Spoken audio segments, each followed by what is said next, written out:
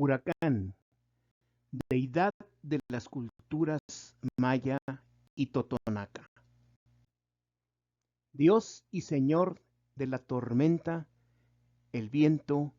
y el fuego, todos ellos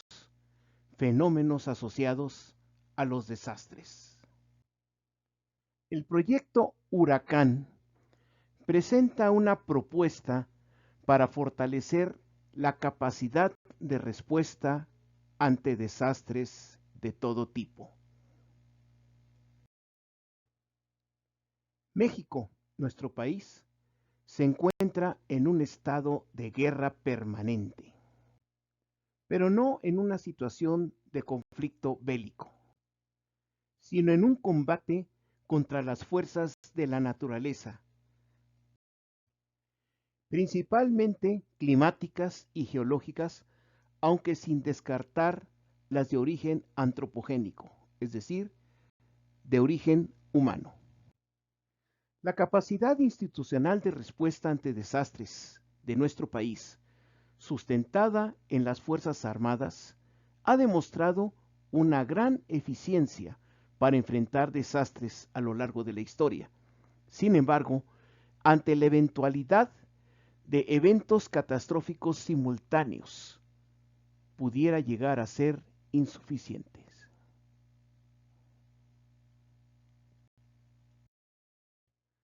Los desastres son eventos total y absolutamente impredecibles, y en México hemos sufrido muchos a lo largo de nuestra historia. En los últimos 100 años podemos destacar los siguientes. El surgimiento del volcán Paricutín en 1943, un evento geológico en el estado de Michoacán. El accidente en la planta de Pemex de San Juan Ixcoatepec, San Juanico, en el Estado de México, en 1984. El sismo de 1985 en la zona centro de nuestro país, que afectó a los estados de Oaxaca, Guerrero, Morelos y el entonces Distrito Federal y parte del Estado de México, que marcó un parteaguas y de ahí surgió la actual cultura y doctrina de la protección civil en México. Las explosiones en la ciudad de Guadalajara, en el estado de Jalisco, en 1992, producto de un derrame de combustible, un evento de origen totalmente antropogénico. El huracán Paulina en 1997, que impactó en la costa del estado de Guerrero, causando daños catastróficos principalmente en el puerto de Acapulco, un evento de origen climático. El huracán Gilberto en 1998, que afectó inicialmente los estados de Quintana Roo, Yucatán y Campeche en la península de Yucatán, pero que continuó su trayectoria a través del Golfo de México e impactó los estados de Tamaulipas y Nuevo León, causando eventos catastróficos en la ciudad de Monterrey. Una situación totalmente de origen climático. El sismo de 2017 en el centro de nuestro país, casualmente en la misma fecha del sismo de 1985, que afectó los estados de Puebla, Morelos, parte de Guerrero y la Ciudad de México, un evento de origen totalmente geológico. La explosión en un ducto de Pemex en Tlahualilpan, en el estado de Hidalgo, a consecuencia de un intento de robo de combustible, un evento antropogénico. Y en este 2023, el huracán Otis, que impactó el estado de Guerrero, causando destrozos catastróficos en Acapulco y varias ciudades aledañas. Todos estos eventos fueron puntuales, de tal suerte que las Fuerzas Armadas tuvieron la suficiente capacidad para atenderlos de una manera razonable. México se encuentra en la confluencia de 5 placas tectónicas: la placa de Norteamérica, la placa de Ribera, la placa del Pacífico, la placa de Cocos y la placa del Caribe, lo cual hace a su subsuelo totalmente inestable y muy proclive a fenómenos geológicos, fundamentalmente movimientos telúricos, sismos o terremotos, que causan daños estructurales en la superficie. En México, estos fenómenos son totalmente aleatorios en sitio y magnitud, sobre todo a lo largo de la costa del Pacífico, que es donde se da la confluencia de estas placas tectónicas, de tal suerte que se puede decir que en todo momento puede ocurrir alguno de estos fenómenos. En nuestro planeta, la zona que se extiende desde los 23.5 grados de latitud norte, conocida como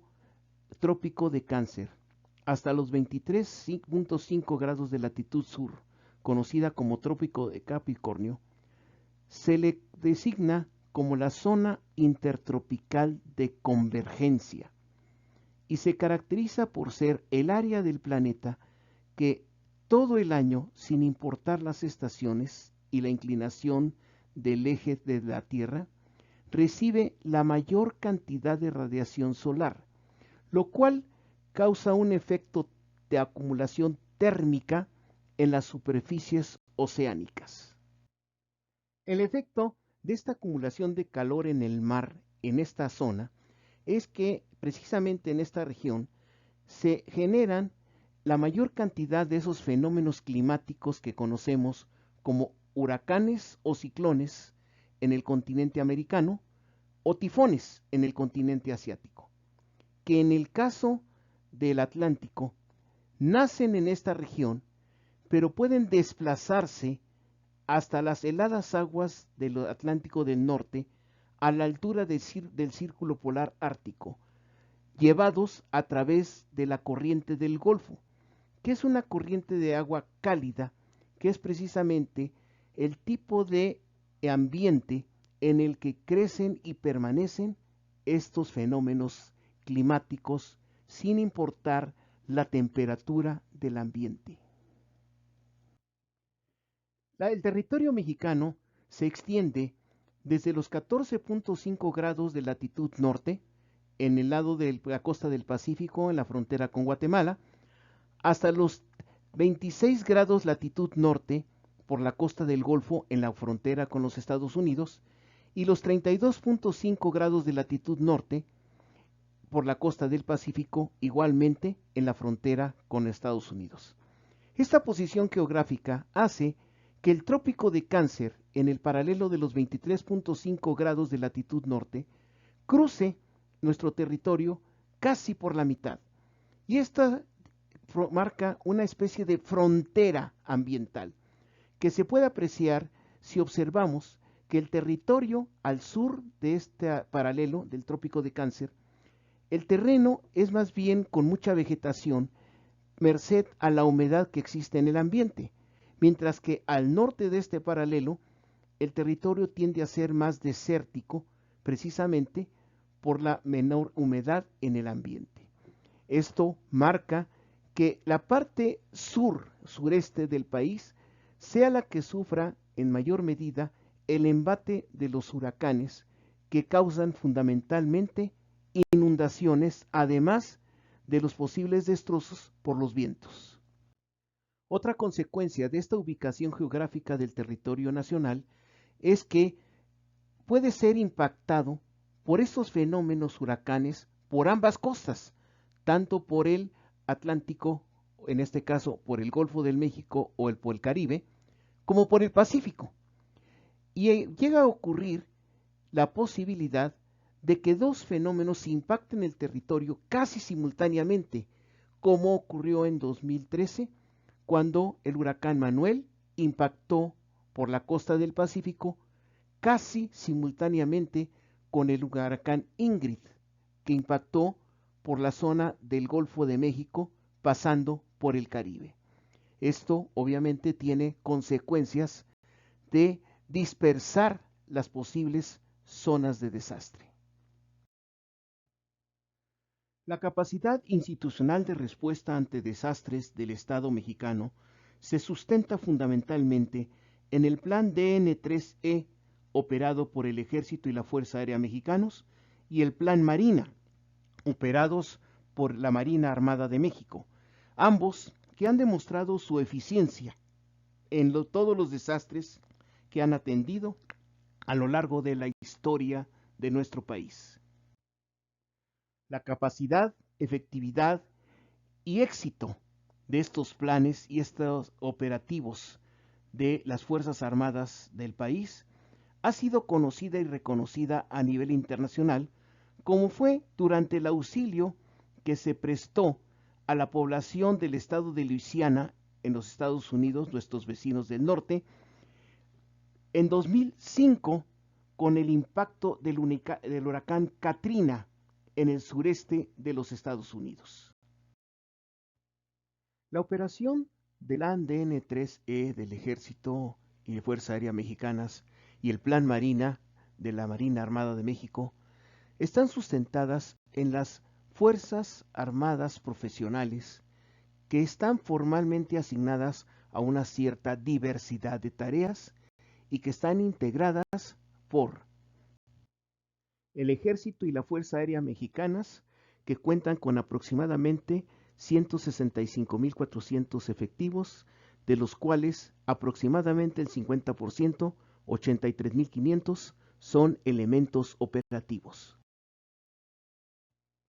La Marina Armada de México, que cuenta con aproximadamente 52.000 efectivos, de los cuales aproximadamente el 58%, alrededor de 30.800, son elementos operativos. La Guardia Nacional, que cuenta con alrededor de 100.900 efectivos, en su mayor parte comisionados del Ejército y la Fuerza Aérea, de los cuales aproximadamente el 96%, 96.100, son elementos operativos. En total, las Fuerzas Armadas Profesionales de nuestro país cuentan con aproximadamente 317.000 efectivos, de los cuales aproximadamente el 55%, 173.700, son elementos operativos asignados a las diversas tareas institucionales que les han sido conferidas.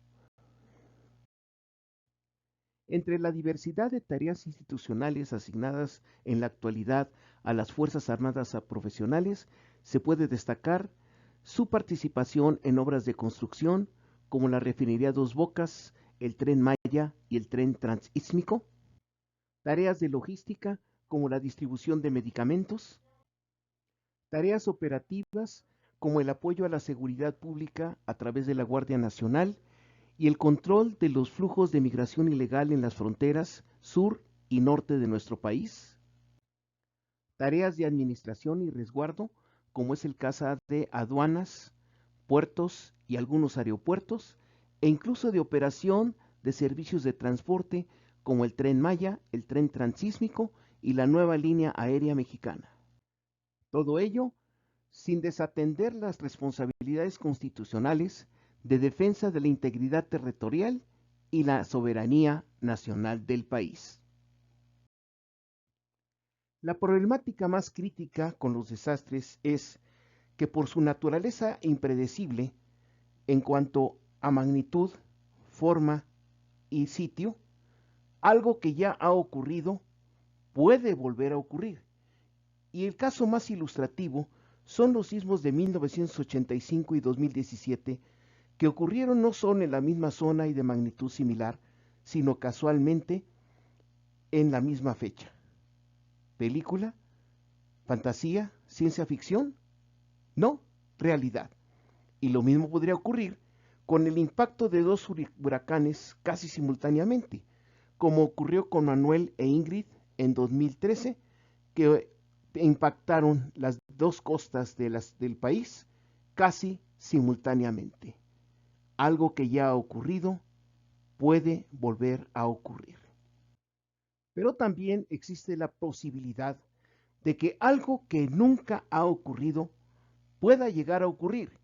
como pudiera ser que Además de un desastre como el impacto de dos huracanes simultáneamente, pudiera ocurrir igual de manera concurrente y casi simultánea otro tipo de desastre, como sismos. ¿Fantasía? Bueno, en el reciente impacto del huracán Otis en 2023, 2 días después ocurrió un sismo, como tantos que ocurren en la costa del Pacífico, cerca de la zona de impacto, de magnitud 4, que pasó desapercibido ante la devastación que había causado Otis, pero que hubiera podido ser de una mayor magnitud, agravando aún más dicha devastación exactamente en la misma zona. Ante este panorama, la perspectiva actual para la respuesta ante desastres es que no se cuenta con una fuerza operativa dedicada en exclusiva a la atención de un desastre que pudiera ocurrir en cualquier momento y en cualquier lugar, lo que significa que si llegase a ocurrir un desastre, habría que designar fuerzas operativas ya en otras tareas para atender esta situación de desastre. La consecuencia de esta reasignación de tareas a la fuerza operativa destinada a atender la situación de desastre será la suspensión y por ende el retraso de las tareas originalmente asignadas. Adicionalmente, se tendría un problema de movilidad con obstrucciones, debido a la necesidad de desplazamiento de las fuerzas operativas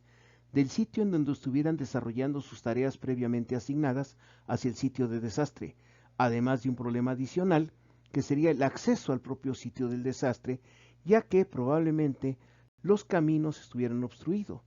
y las condiciones climáticas tal vez dificultarían cualquier acceso por vía aérea, ya sea por helicóptero o paracaídas o inclusive el envío de algunos suministros por medio de vehículos aéreos no tripulados, drones. La resultante sería un problema de insuficiencia cuantitativa y de oportunidad en la respuesta ante el desastre, con la consecuente pérdida de vidas humanas. Este vacío institucional, causado al menos por la inevitable demora en acudir al sitio de desastre, siempre ha sido cubierto por la sociedad, la ciudadanía, que mostrando ese espíritu de solidaridad social que siempre la ha caracterizado, en estos casos en particular, siempre acude en ayuda de otros para auxiliarlos, rescatarlos o lo que sea necesario, en un momento dado llegando inclusive a la confrontación con las autoridades al arribo de estas para tratar de controlar la situación que muchas veces se entiende como represión o obstaculización en situaciones que generan graves perturbaciones sociales. Este sentido de voluntad y espíritu de solidaridad ciudadana en casos de riesgo como un desastre ha sido magníficamente descrito por esta frase atribuida a Guillermo Prieto. El pueblo mexicano siempre ha sabido cómo salir adelante en la adversidad, con sus generales, sí son generales y muchas veces a pesar de sus generales. La fuerza de la solidaridad social de la ciudadanía, en especial ante desastres, es fuerte, es irrefrenable, similar a una fuerza de la naturaleza. Y ante ello, las instituciones tienen tres opciones. Descuidarla, es decir, desdeñarla, no hacerle caso. La consecuencia de este descuido, de esta desatención, sería crear condiciones de anarquía, de caos e inclusive abrir espacios para la delincuencia, como se pudo apreciar recientemente en el desastre causado por el huracán Otis en el puerto de Acapulco ante los saqueos de muchos establecimientos y casas. Restringirla, reprimirla, tratar de contenerla e impedirle participar en los trabajos. La consecuencia de ello sería la confrontación entre autoridades y población, inclusive a niveles de insurrección, con las obvias consecuencias de pérdida de la gobernabilidad, muchas veces en condiciones irremediables. O bien, aprovechar esa fuerza, de la misma manera en que se aprovecha la fuerza del torrente de un río que baja de la montaña, que no se reprime, sino se construyen presas a través de las cuales se obtiene energía sin perder la fuerza de ese torrente. Con ello, no solo se logra una mayor efectividad en los trabajos de auxilio y rescate, sino que se restaura el orden social perdido y por ende se fortalece la gobernabilidad en esas comunidades. La factibilidad y viabilidad de éxito de esta última alternativa se puede apreciar comparando lo que ocurrió entre el sismo de 1985 y el sismo de 2017. Si recordamos, en 1985 la sociedad se echó a las calles a ayudar a los demás, a prestar auxilio, y muchas veces se llegó a confrontar con las autoridades cuando éstas quisieron intervenir para restringirla. Claro, esto fue previo a la actual cultura de protección civil que se ha desarrollado precisamente a raíz de este desastre. Por el contrario, en el sismo de 2017, sí se creó inicialmente una situación de caos. Sin embargo, como la mayoría de la población ya estaba familiarizada o inclusive capacitada en protección civil, se pudo restaurar el orden social y se logró una mucha mayor efectividad en los trabajos de auxilio y rescate. Pero esto no es gratuito. Se requiere, en primer lugar, fortalecer la capacitación en materia de protección civil e inclusive de soporte vital básico de emergencia entre los mayores segmentos de la población, en especial en aquellas áreas o localidades con mayor frecuencia de cierto tipo de desastres. Se requiere organización, es decir, establecer una estructura funcional y operativa que canalice esta fuerza a través del control de cauces institucionales. Finalmente, se requiere implementar mecanismos y estructuras de conducción, es decir, mandos profesionales que puedan dirigir todo el trabajo de esta estructura de acuerdo a las condiciones y circunstancias de cada situación en particular. La solución al problema de insuficiencia institucional con las condiciones antes planteadas ya existe y es un recurso con el potencial de efectividad suficiente para un fortalecimiento de la capacidad institucional de respuesta ante desastres. Este recurso lo constituyen las reservas de las Fuerzas Armadas que ya existen y están disponibles bajo control institucional y pueden ser prácticamente habilitadas para formar parte de esta capacidad institucional de respuesta ante desastre mediante algunos cambios en su marco regulatorio. Recurso que cada año es nutrido por el Servicio Militar Nacional con alrededor de 400,000 efectivos, es decir, prácticamente otro tanto de las Fuerzas Armadas profesionales disponibles. Con base en este recurso, la propuesta que plantea este proyecto Huracán contiene 4 vertientes. Primero, habilitar las reservas de las Fuerzas Armadas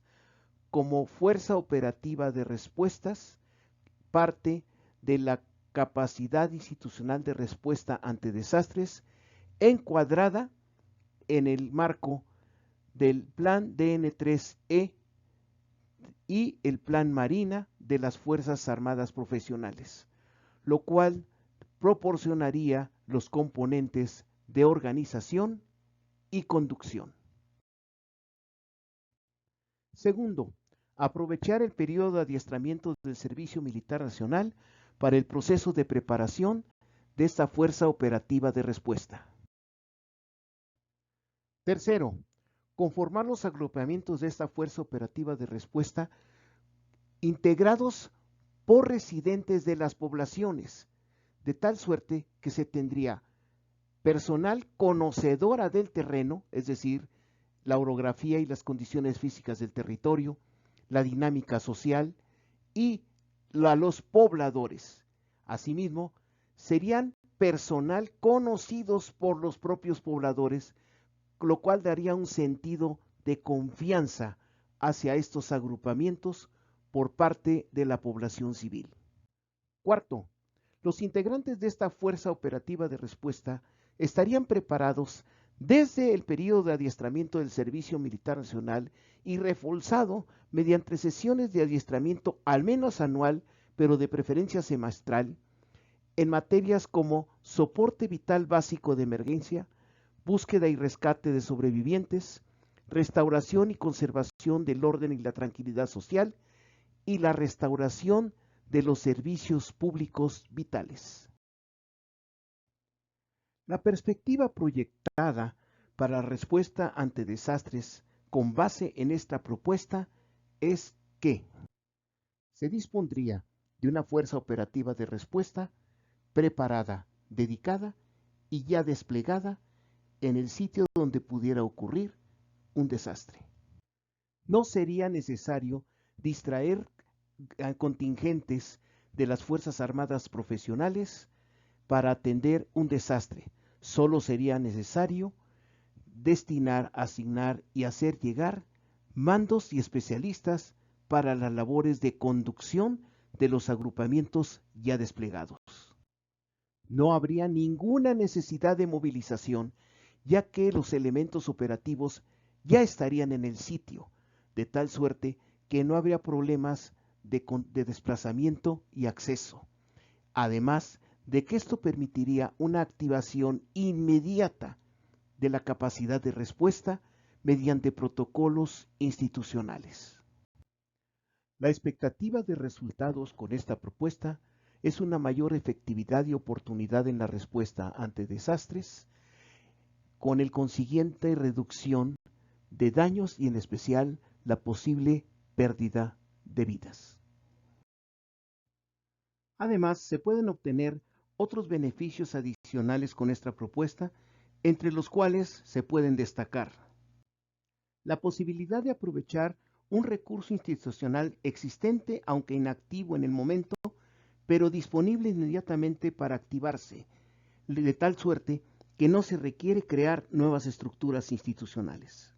La expectativa de reducir la probabilidad de que surjan vectores de perturbación social por el descontento de la ciudadanía al canalizar su participación en las labores de rescate y auxilio en caso de desastre. La posibilidad de fortalecer las perspectivas de gobernabilidad al canalizar la participación ciudadana por causas institucionales y así evitar el surgimiento de problemas al restaurar el orden y la tranquilidad social. La posibilidad de aproximar recursos para la atención de emergencias a las comunidades y espacios vecinales, ya que serían los propios vecinos y ciudadanos residentes en esos lugares los que serían capaces de dar una atención a emergencias, lo cual, en el caso de emergencias médicas, es crucial para la preservación de vidas. Asimismo, la facilidad para propiciar y fomentar las actividades productivas individuales, ya que al dotarlos de ciertos conocimientos a través del Servicio Militar Nacional para la restauración de servicios públicos, se les proporcionan conocimientos que les permitieran desarrollar alguna actividad productiva que a su vez les permitan tener medios de ingreso, con lo cual podrían mejorar inclusive su calidad de vida. El concepto en que se basa esta propuesta ya ha sido presentado a través de medios especializados en el ámbito de la seguridad. Esta propuesta se entregó a la Secretaría de la Defensa Nacional y a la Presidencia de la República el 27 de octubre de 2023 y presentado formalmente a la Presidencia de la República en calidad del Comandante Supremo de las Fuerzas Armadas el 18 de enero de 2024. Esperamos que sea considerada favorablemente y se integre a la ciudadanía en este combate contra las fuerzas de la naturaleza causantes de los desastres, lo que no es más que seguir la pauta de nuestro himno nacional que dice que un soldado en cada hijo te dio.